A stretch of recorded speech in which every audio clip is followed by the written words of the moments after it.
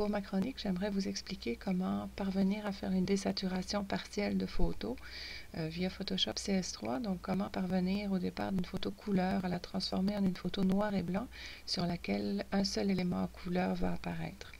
Donc, on va chercher notre photo en faisant Fichier, Ouvrir. On va la chercher dans le bon fichier. Elle s'ouvre. J'ai choisi de laisser la grosse fleur centrale rose en couleur et le reste sera en noir et blanc.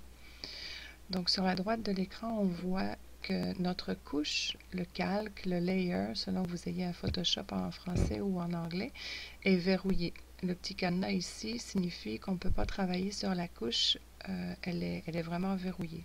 Donc, on va la dupliquer en faisant calque, dupliquer calque. Pas nécessaire de lui donner de nom.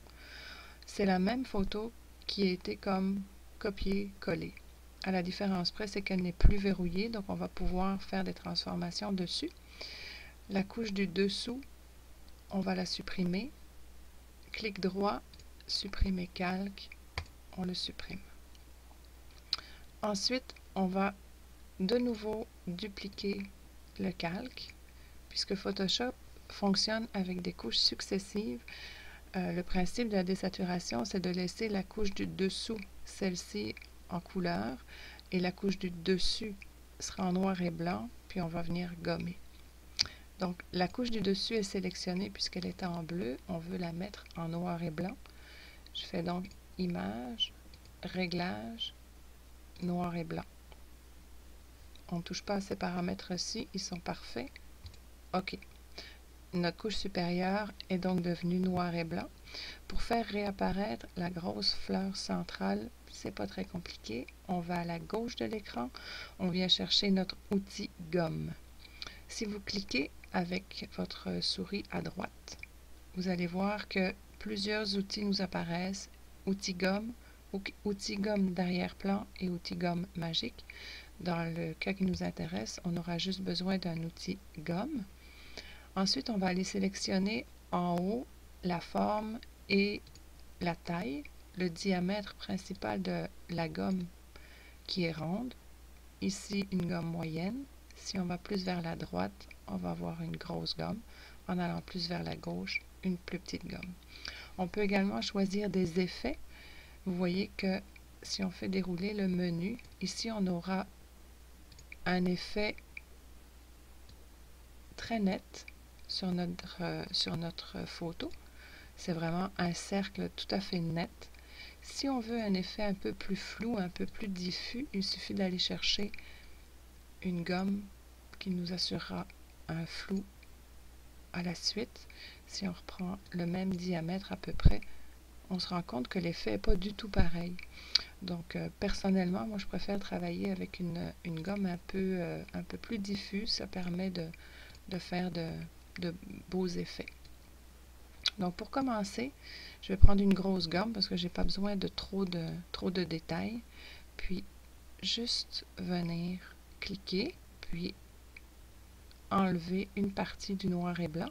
Puisque je vous ai dit que ça fonctionnait par couche, que Photoshop fonctionnait par couche, on est en train d'enlever une partie de la couche noir et blanc pour laisser apparaître la couche du dessous qui est la couche couleur. C'est ça vraiment le principe de la désaturation.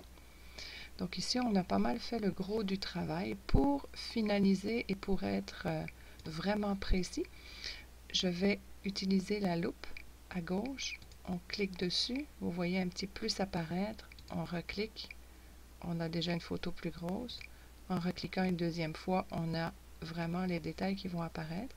Dans la barre de déroulement en dessous, on peut venir faire dérouler notre photo, la centrer le plus possible pour avoir les détails en face des yeux. On va rechercher notre gomme. On va chercher l'effet que l'on veut. Ici, puisqu'on est vraiment dans les détails, je vais pouvoir prendre une gomme un peu plus précise et je viens terminer mon travail en effaçant le reste des pétales. Je vous conseille de lâcher de temps en temps la souris parce qu'une manière, mettons, je vais le faire exprès, puis je vais faire je vais déraper en dehors de mon pétale.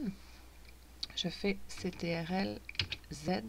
Ça vient de supprimer la dernière action que j'ai faite avec ma souris.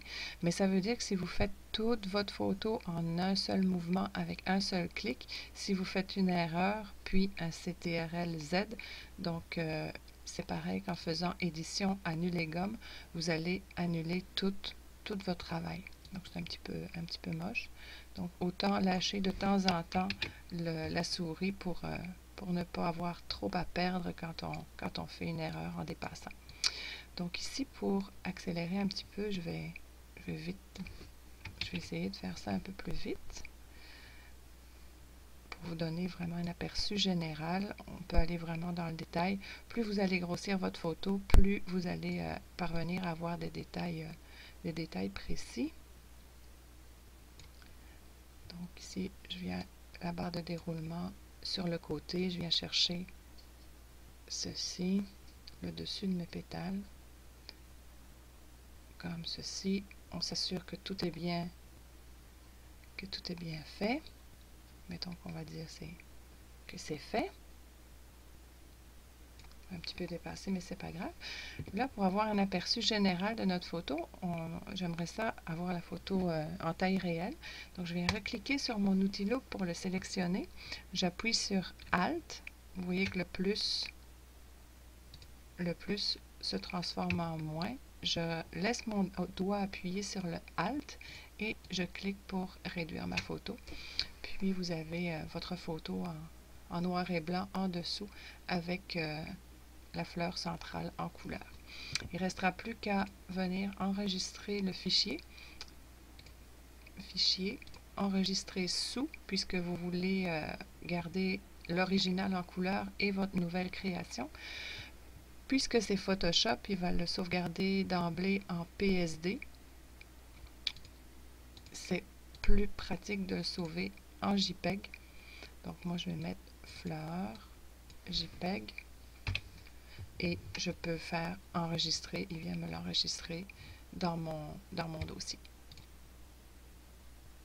Donc voilà, pas très compliqué et ça peut faire de belles photos intéressantes à scraper. Merci et à bientôt.